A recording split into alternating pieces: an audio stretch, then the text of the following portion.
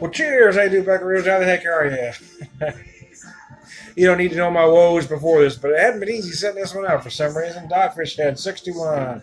Marriage of Fruity Complexity. I'm listening to Beer Whisper Radio right now. Bruce Springsteen, 10th Avenue Freezeout's playing, of course. I own the rights if you can hear it. A marriage of fruity complexity and pungent hoppiness. This is our continually hopped IPA brewed with Syrah Grape sorry about that. 6.5%. Sometimes my mouth and my eyes aren't on the same page, and the trut sometimes has me pronounce things wrong. So anyway, well, cheers. Let me show it to you. It looks nice. Looks a lot like cold duck. For the old timers out there, remember cold duck? Give you a little insight to my upbringing. Cold duck was thought to be the good stuff in my house. Because, you had Boone's Farm and Annie Greensprings. That was the cheap stuff. Or, Mogan David. But, boy, if you were springing an extra buck for cold duck, you were a high roller, man. Anyway. Just having a hard time getting comfy. I thought it'd be better in this chair, but I might have to try the other one. Anyway. Little brothers raise their heads. Oh, I love this too, man.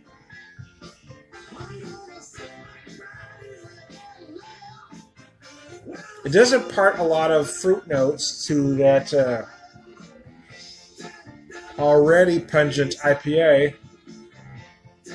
I don't know if they tell you what specifically to look for here other than what I just read. Fruity complexity, pungent hoppiness, yeah. No, I'm just going to wing it. I'll tell you what I'm getting on the nose. Right or wrong or indifferent. I feel like I'm getting some dark, almost overripe plum notes.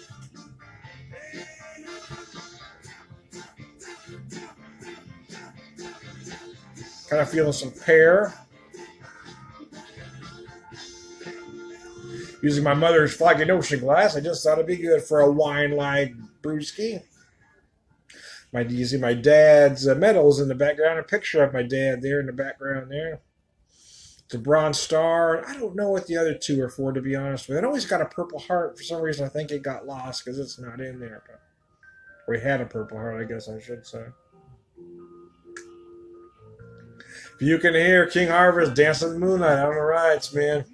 It almost every night. Oh, here we go. Gosh, I just had a hard time getting this one set up. I thought it'd be easy to set up one of my backgrounds, and I couldn't get it set up. And then it took me longer to set this one up. I've been working on getting this one going for about 45 minutes. Dang, I was getting frustrated. I was about to come unglued, man. My mother-in-law wasn't in the house. There'd been a lot of cussing. I try to hold it down for her, man. She's got a delicate constitution.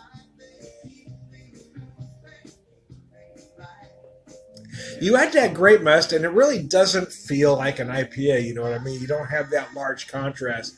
It fills up the body, so you feel the hops at the end, but it's not that contrast between malt and hops.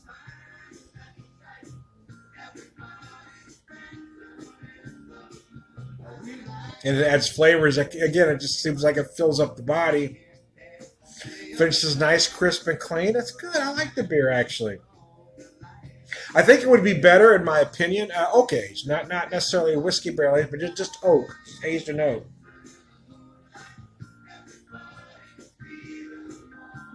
Really clean up some of the notes in here. And really dry up the finish. So it wouldn't have to be there long. Hell, I don't even know if you'd have to barrel age it. Drop a spiral in there. Just a little bit of oak. You wouldn't need a lot, You wouldn't even have to oak every batch, oak some of it and blend it together. But I think our little oak would really add another dimension to this. The moon is big and bright. Everybody was dancing in the moonlight. Dancing in the moonlight. Anyway, I digress. See, I feel it. I got the music in me. Oh, mercy. I sing at work too, man. I'm doing my big gig and I'm singing all the time, man.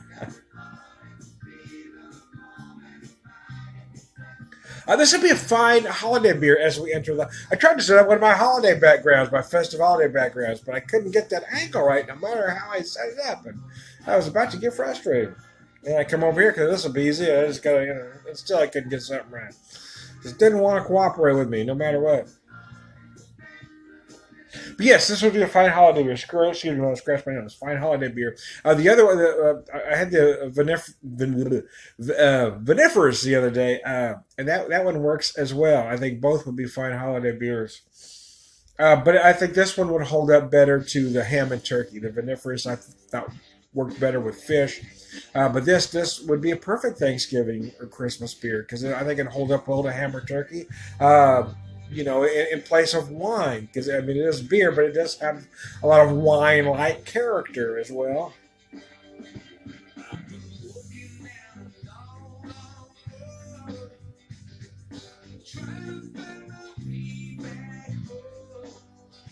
Get some peppery notes in the finish here. I was trying to discern a little bit. I just noticed that.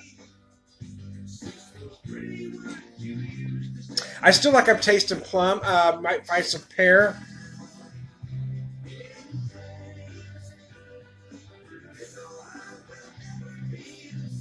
I like it. It was one of those that I probably had too cold. I didn't have it in the fridge. It was in my garage. My garage is colder than my fridge at the moment.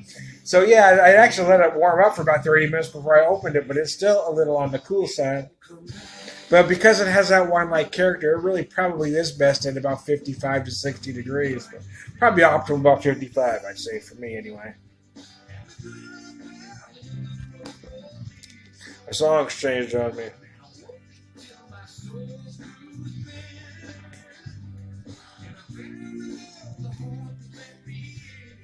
You can hear this ain't the song. It's not giving me the song. Anyway. You can hear Baby Don't Come Back from Player out on the rise, man.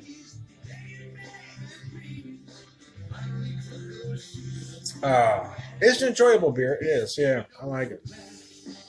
It was a 4-pack of IPAs. I got to be honest though, the Viniferous and the 61 to me, even though I guess they're technically IPAs, I suppose they don't taste like an IPA. They don't drink like an IPA. So, just so you know, it also came with the 60 and the 90. But I've had those before. It's been a while. It's one reason I bought the pack is it gave me a chance to revisit those two and then try these two. And I thought, well, that's perfect.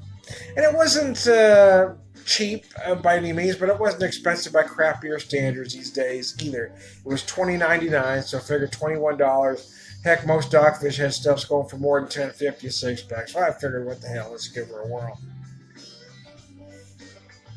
Since I was feeling good about myself at that particular moment.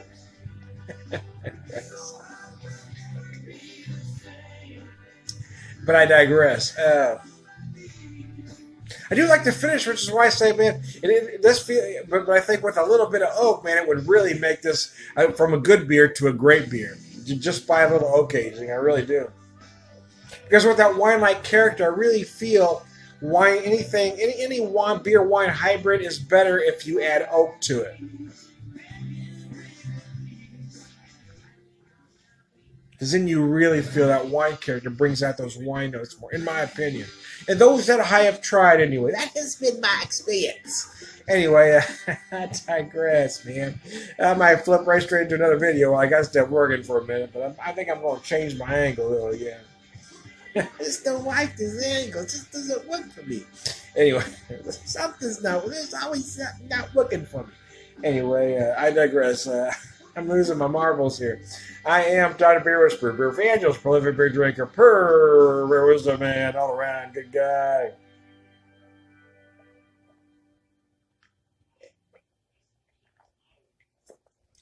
Remember, folks, life is serious. Beer shouldn't be. Relaxed. Take it easy.